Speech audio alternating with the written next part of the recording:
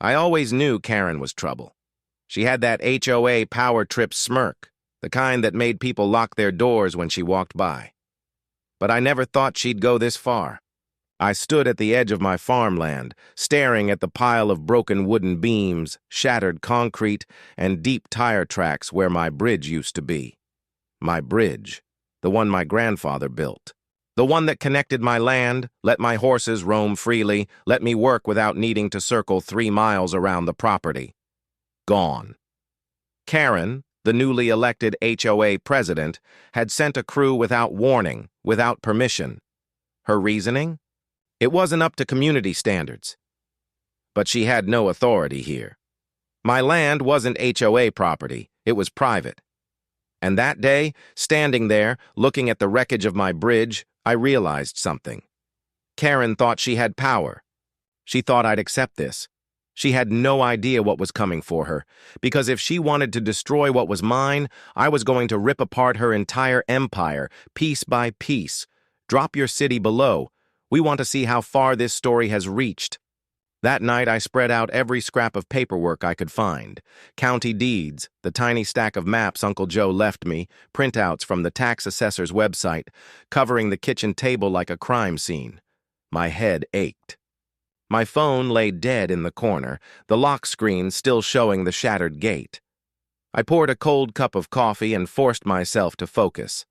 The bridge had stood for a season and a half, and now half of it was floating downstream as debris. How could Eleanor's survey be so off? I flipped open the official HOA packet again, squinting at the red ink boundary lines. The creek was traced right through the middle of my land, but every single county map I'd pulled up online showed the creek well inside my property by 10 feet. On the phone, I'd already called the county clerk's office 3 times. The printed deed sat heavy on the stack.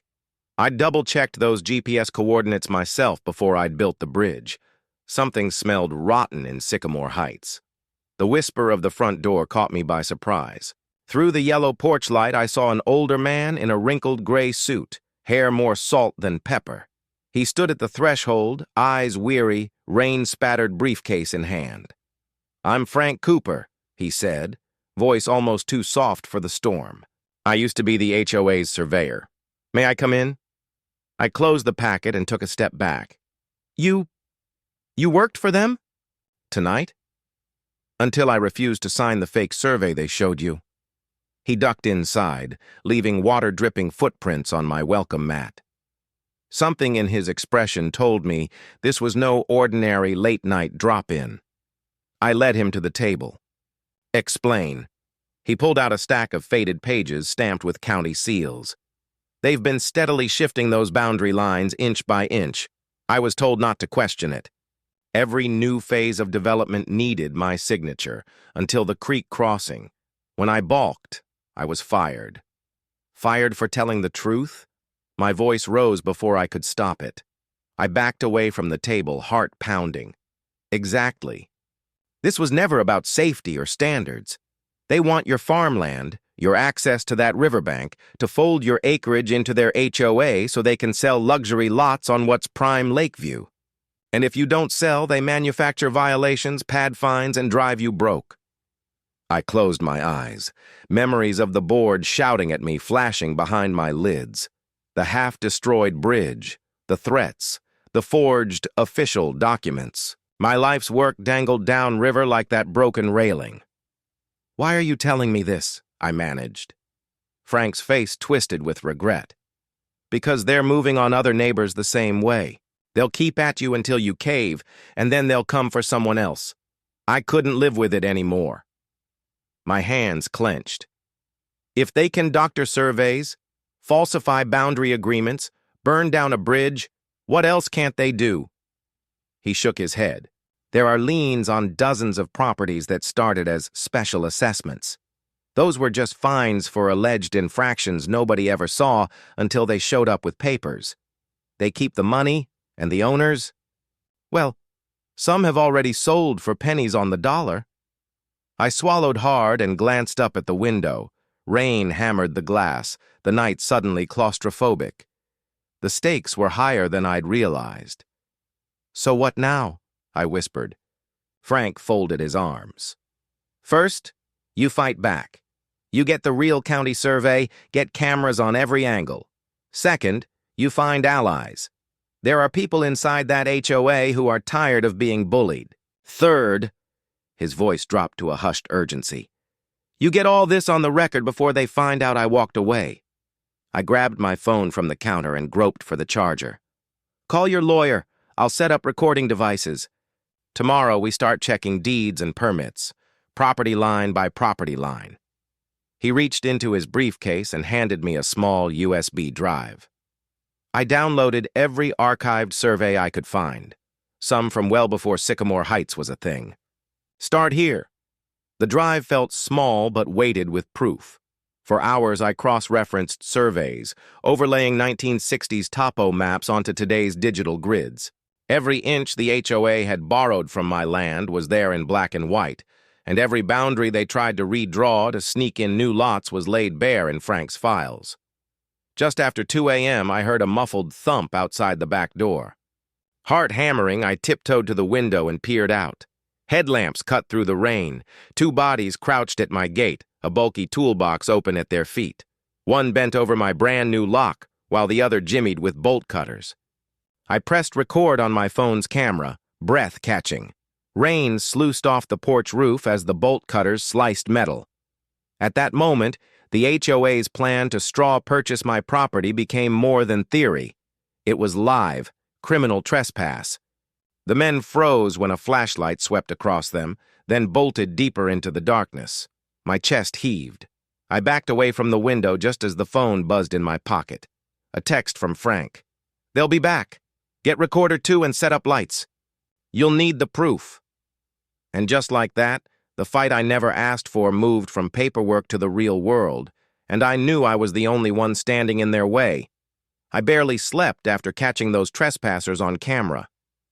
By dawn, I was in my field, boots sinking in mud, phone in hand, rewatching the grainy footage over and over. Rain had turned the creek bank to clay, but my resolve was rock hard. I needed proof of their entire operation, and the first step was exposing their own rule book.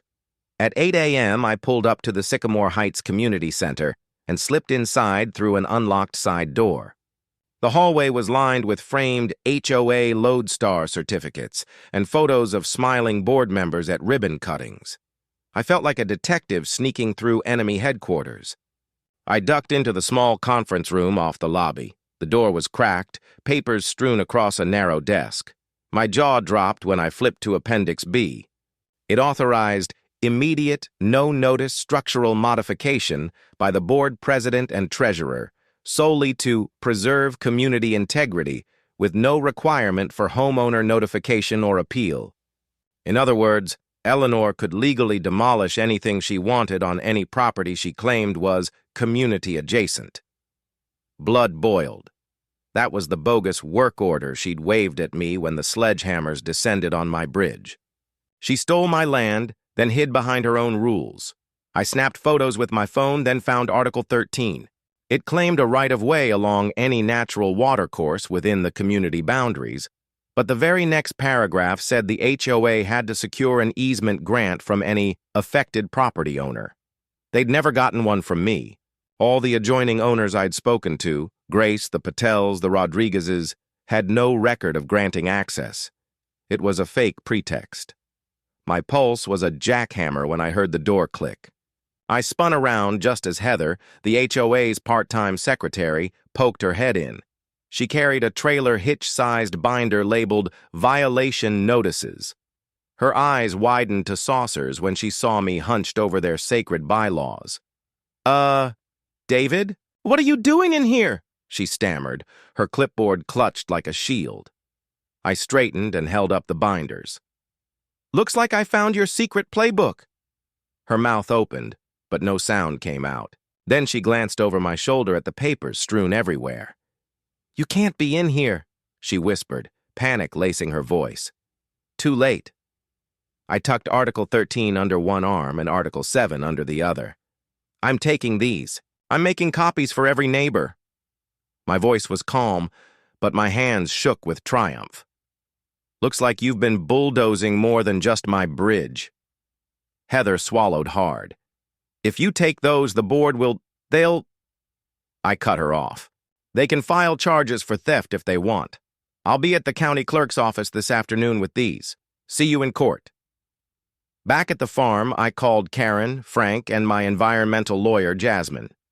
By noon, we'd set up a secure war room in my barn, laptops hooked to the Wi-Fi extender, binders piled on hay bales, coffee brewing in the corner. Karen read through Appendix B aloud. Immediate structural modification. President and treasurer, no notice required. She slammed the binder shut. They've been abusing this for months. Every random violation, every weird demolition, smokescreen to mask this power grab. Frank pulled up my trespasser footage on the big screen. Here's Jennifer and Robert cutting your lock. And here, he cued to the next clip, the county dump citation for watershed contamination they filed after Diane planted trash in your creek. The room murmured in outrage. Jasmine took the floor. We have 3 clear criminal charges: vandalism, criminal trespass, and filing false environmental complaints, plus civil suits for trespass and property damage. And thanks to these bylaws, we can argue they acted above their authority. She tapped Article 13. Without your easement, this is fraud.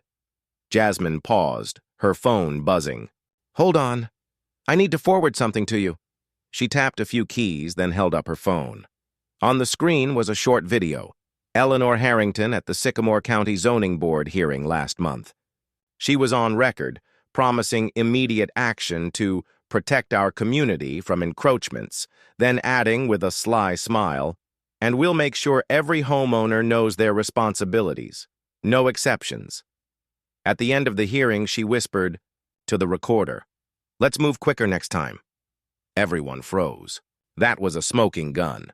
Eleanor admitting on the public record her intent to use those bogus emergency powers again and again. Karen's voice cracked. She's bragging about it. Frank clenched his fists. This changes everything. We've got her own words on tape. I swallowed, adrenaline surging. Then let's blow this wide open. Jasmine nodded. Let's file this with the district attorney today, along with our criminal complaints and the forged easement documents. And we'll release a summary to every media outlet in town. We locked eyes around the room. My barn felt small for a moment, until I realized each of us, binder in hand, represented dozens more fed up with Eleanor's reign. The barn doors swung open on a gust of wind, scattering hay onto the floor as thunder rumbled overhead.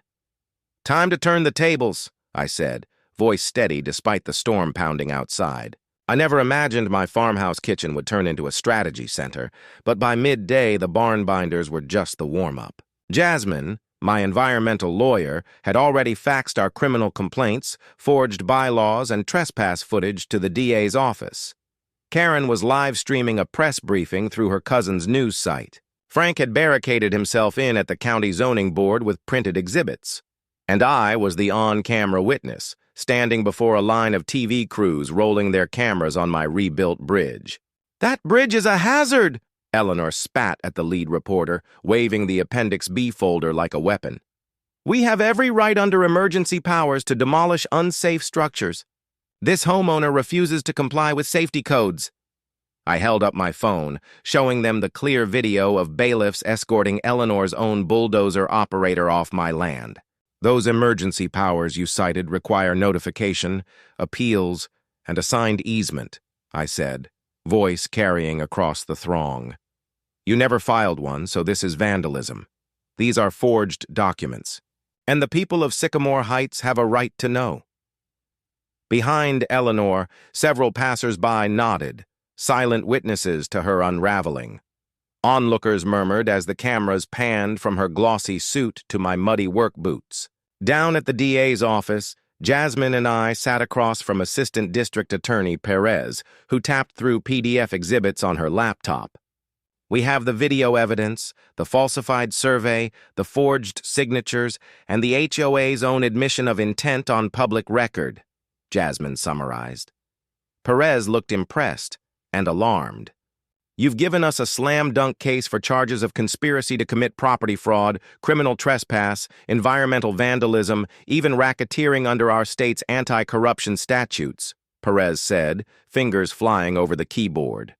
We'll issue arrest warrants within 48 hours. I exhaled, feeling both vindicated and exhausted. What about restitution? I asked. My farm's been ravaged, fields flooded, barn foundation compromised, bridge gone, crops lost. That evening, as twilight draped the fields in indigo, I gathered with my allies under the new bridge's solar lanterns. Frank passed around steaming mugs of cocoa. We need an immediate community meeting, he said. People have questions. Can we trust our own HOA now? Who's next? Karen nodded gravely.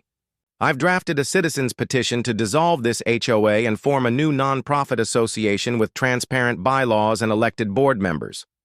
Suddenly, headlights swept across the creek. 2 black SUVs raced down my driveway. Doors flung open. Thomas Harrington and Robert Davis emerged, faces flushed with fury.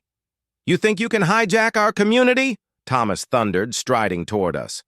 He brandished a court injunction, cram-packed with legalese, temporary restraining order against David Marshall, enjoining him from entry to all common area facilities. My heart seized. They were trying to freeze me out of my own property. No, I said, stepping between Thomas and the group. That order is invalid. It applies only to Sycamore Heights common areas, none of which extend to my farmland. Your HOA forged that map, too. My attorney will have a field day exposing it as yet another forgery. Thomas laughed, cold and mirthless. You'll see, Marshall. A judge will side with us. Then you'll be the one locked out. Only if that judge has never seen real land surveys, I shot back. You're digging your own grave. Behind Thomas, the SUV's tinted windows rolled down and uniformed state investigators poured out, led by none other than Deputy Wilson, badge gleaming. Mr. Marshall, Wilson called out, voice booming. I believe you have some questions about that restraining order. Thomas's jaw dropped. Robert's words died on his lips. Wilson produced a copy of the unrecorded HOA amendment, filed in secret, then waved at his team who cuffed Thomas and Robert on the spot. Karen wiped tears from her cheeks. You turned this around when everyone thought you were finished, she said. I smiled, voice hoarse. They thought tearing down my bridge would break me. Instead, it gave me one. The rain intensified, drumming on the planks above. Children splashed through puddles, adults hugged under umbrellas, and the creek, once torn apart by sledgehammers, now ran clear and free under a bridge stronger than before. I woke the next morning to a symphony of crowing roosters and distant sirens. My phone was already blowing up with texts. Neighbors celebrating, lawyers confirming motions filed, DA updates. I yanked on my boots and headed to the bridge, where sunlight glittered on the creek. Yesterday's triumph felt surreal, but today marked our real work, tearing down the Harrington machine, piece by piece. Karen arrived first, carrying a stack of manila folders. Frontier Records, she announced, dumping tax rolls, incorporation documents, and hidden annexation deeds onto my picnic table. We've subpoenaed every HOA file, plus the development company's books. The DA's got them now, but we need public pressure. Transparency is our best weapon. A few skeptical neighbors hovered at the edge, uncertainty on their faces. I greeted them one by one. I know you haven't been to a meeting since moving in, I said to Mr. Lewis, a quiet engineer. I get it, but this isn't HOA drama anymore. It's criminal fraud. If we don't fix it, it'll spread to every corner of this county. He nodded, scanning Karen's stacks. Yesterday, I began, we exposed a corrupt network that used HOA authority to steal property, rig zoning approvals, and bully innocent families into selling at a loss. I gestured to the map showing illegally annexed tracts. This is the scale of their scheme, a ring of seized properties encircling Sycamore Heights, harvested one by one. But the rule of law caught up with them. A reporter shouted, "What happens to the homeowners who already sold?" Jasmine stepped forward. We've filed class action suits on behalf of every forced seller. Restitution will come from asset forfeiture, starting with the Harringtons' bank accounts, homes, and the developers' holdings. Sheriff Reynolds grabbed a mic. "Good afternoon. I'm Sheriff Reynolds. The Harrington Development Company's permits are hereby suspended pending a full audit. Effective immediately, all annexation approvals from 2018 onward are stayed pending investigation." Murmurs of relief rippled through the crowd. I felt my chest tighten. This was the moment we'd fought for, official acknowledgement that the system was broken and needed repair. "Will those who sold under duress be made whole?" someone from the back called. Lynn clicked her tongue. "We're evaluating mechanisms for restitution. Civil suits are already in motion. Criminal forfeiture may fund those efforts. Everyone affected is encouraged to register." Later, as the officials drove off, I gathered my team under the bridge. "Today was huge," Karen said, "but the real work is community rebuilding. We need new governance, transparent, accountable, inclusive." Diane stepped up. "I'll lead the committee to draft new bylaws," she offered, surprising us all. "One person, one vote, no more secret ballots, no more corporate shadow directors." Jasmine nodded. "I'll help with the legal framework, ensuring every rule is filed, published, and enforced fairly." Frank grinned. "And I'll oversee environmental restoration, irrigation planning, flood control, so this bridge never floods again." Miguel, digging through his laptop, called us over. "You need to see this," he said, eyes wide. On the screen flickered pages from a leaked internal memo. Subject, Phase 5 expansion. Target properties identified by vulnerability score. Note, farm category includes Marshall's land. Priority A for acquisition via regulatory or legal pressure. We stared in stunned silence. The memo named every family we'd heard from: Rodriguez, Patel, Jenkins.